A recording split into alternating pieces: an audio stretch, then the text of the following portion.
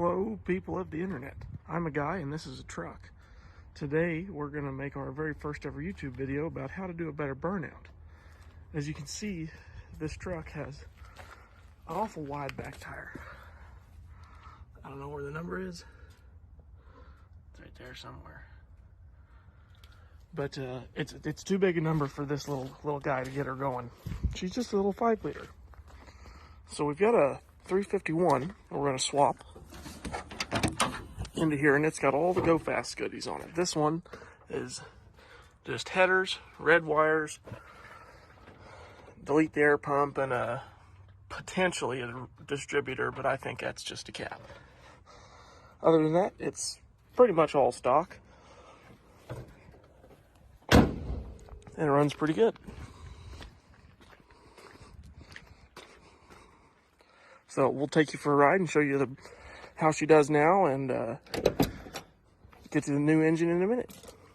All right, folks, here we go. We drove to Mexico real quick, and we're going to give her a hit.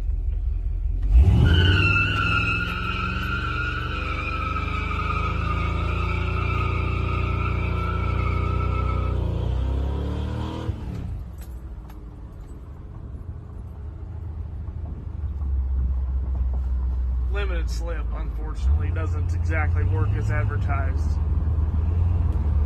We'll go ahead and run through a gear or two here and kind of see how it takes off on a regular run.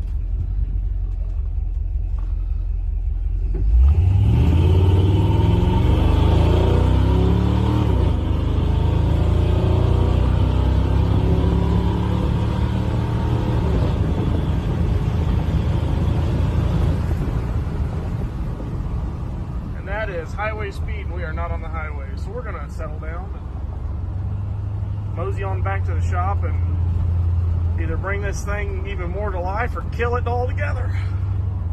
Here's our new prospect of an engine. It come out of a running 1996 F150. That's important because it's going into a running 1996 F150, and we want everything to stay the same.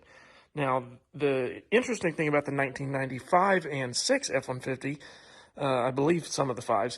Mine's an October of 95 build code on the door, and it is this way, so that's where I'm gathering this information from. Those engines are mass air, and they run mass air system, and they are not speed density like the rest of the F-150s.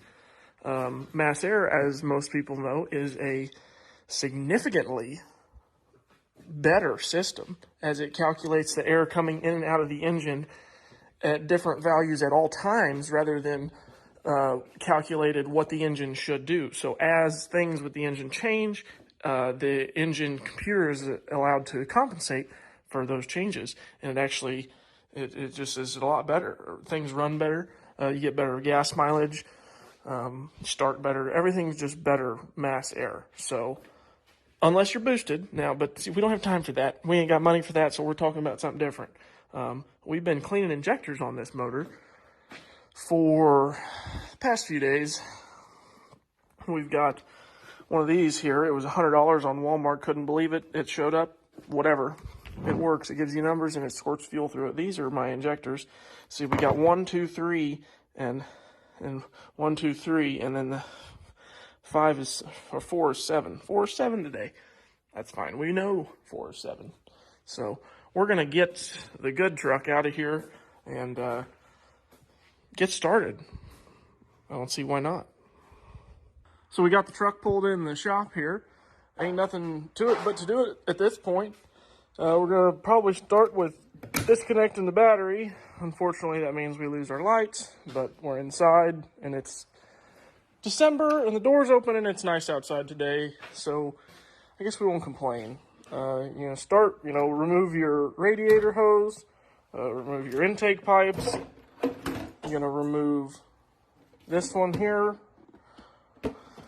There's some heater hoses over here on the side that come off. Best thing to do is take that clamp with you so you don't lose it. Both of them. There's some wire plugs down here. We'll get to those in a minute. Power steering, computer plug. These cables pull out of here after being disconnected. You can kind of just lay all this off to the side. And then you're pretty much down to 2 motor mounts and some vacuum lines in the back. We're going to take the AC compressor off and leave it here. And basically, everything that comes out, we're going to make this engine look exactly like that, and then it's going to go back in. We're going to try and use as many components that are on the truck as possible. I know that this is actually pretty new, although the system needs charged properly, so that's, is what it is. We'll figure that out when summertime comes. This is new.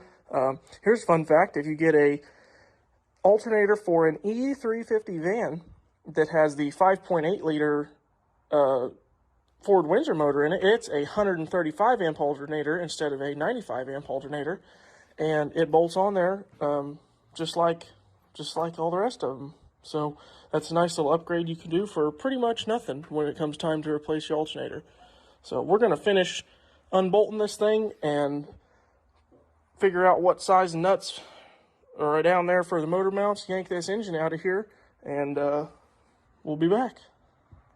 Well, we're back. Ended up being a few more things than I remembered, but we got it all disconnected anyways. You can see all the headers bolts come out down there. We went ahead and got the power steering unhooked. Same on this side.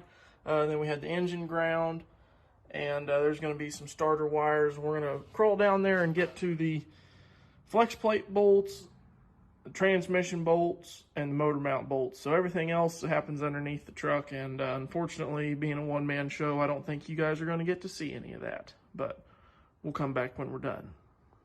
You're going to have to forgive me here. We have just proceeded to make an absolute disaster of a mess everywhere. And not exactly a whole lot of progress today, but the engine is out. There it is. It rolls around on the floor. Pretty much everything has come off of it and go onto here. We got the alternator. We took our good pulleys and put them on there. Listen to these guys. Those are, they spin, but no reason to use them if we don't have to. We're waiting on a timing cover. This timing cover needs these holes. Doesn't have those holes. See, no holes. There's the timing cover bolts. There's not the bolts for the crank position sensor. So we're going to throw that on there tomorrow in an oil pan and let this thing sit and dry. It should cure up. I don't want to put it in there with any them gaskets wet. Hopefully everything seals good, so everything should be going back in there tomorrow. I think we're going to try and use these headers. They're long tube headers, Headman headers. We'll see. We shall see. That's the best ratchet strap Harbor Freight sells, so hopefully it works as good as this one. Night, everybody. Well, it's in there. Took more cussing and fighting and kicking and hollering and breaking things than I would ever like to admit to, but it's in there. Minor casualties. We busted off our oil pressure sensor pickup tube thing, so we already got that out. That's cool. We're going to use the old one off the other engine. It works. That's probably step one today. Next, we're going to work on getting the transmission bolted together. As you can see, she's not. Then on to the headers and everything else. We'll see where we get to.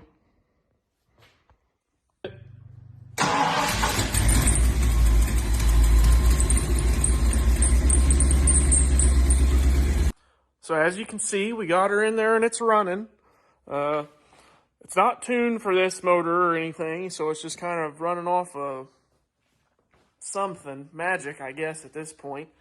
The firing order of this engine and the engine that was in there is the same. So that all kind of works out. But most of you know you could probably rewire your distributor for any firing order, being that this is a very simple computer controlled engine. There's not a whole lot that the computer actually does. The coil and the distributor serve your main ignition functions. But we really got everything back together. As far as I know, all the vacuum lines are hooked up except for one. That would be this guy right here. We're going to get him later. We went ahead and hooked the exhaust up. It still fits, so your 351 versus 5-liter exhaust, you know, all kind of works out. We did find there's a spot over here on the frame that's going to need more notching. It's only on the bottom that you see it. It looked good from the top, so I didn't pay attention at the time. But we'll fix that. We took the harness, the entire computer harness, off of the 5-liter, this engine here, and transplanted it onto that 351. So we had to change the throttle position sensor, and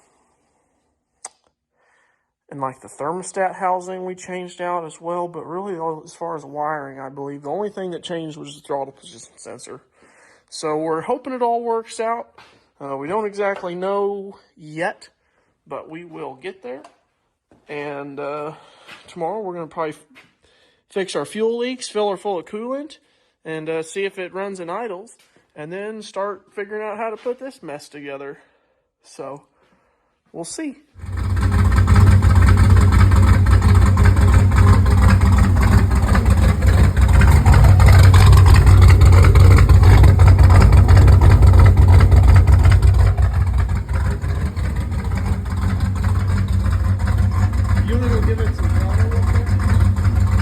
Don't blow it up.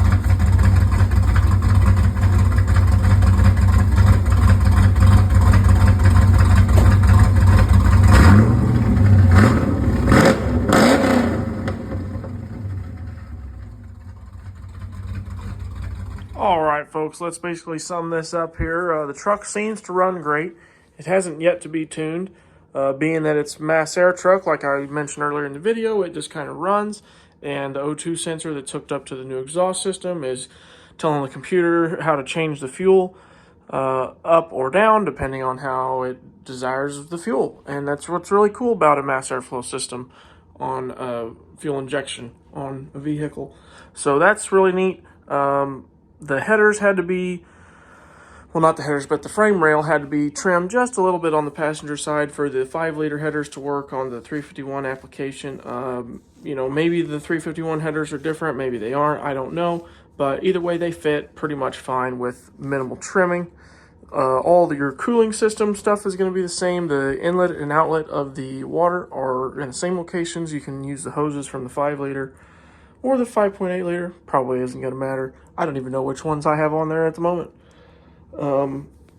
Alternator's the same, power steering pump's the same, AC compressor's the same, idler pulley's the same. Belt's going to be a little bit different size because the engine is physically bigger, but if you use your belt that came on the 5.8-liter that we got, everything's cool. That's the belt we use, everything's cool.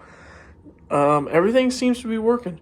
All the transmission stuff bolted up, the flex plate bolted to the torque converter, the starter engages the teeth properly. I matched the flywheels, I made sure the teeth were the same. You know, the teeth can be different. There's like 2 or 3 different options depending on what transmission you have, what tooth count you have, what starter you need. It's a wild, wild world out there. You never know what might happen.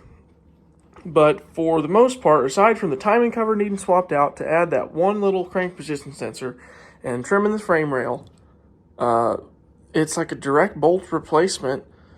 No major modifications required. And people are like, oh, trimming the frame is a modification. No, I don't care. If you consider what I did to that truck a major modification, you shouldn't be doing anything to any vehicle. That being said, sorry we're ending this kind of in a weird way. They're supposed to ban TikTok tomorrow, and that sucks, but God bless America. It might be for the best. And I'll figure I have to make real YouTube videos, and we'll see where things go from there.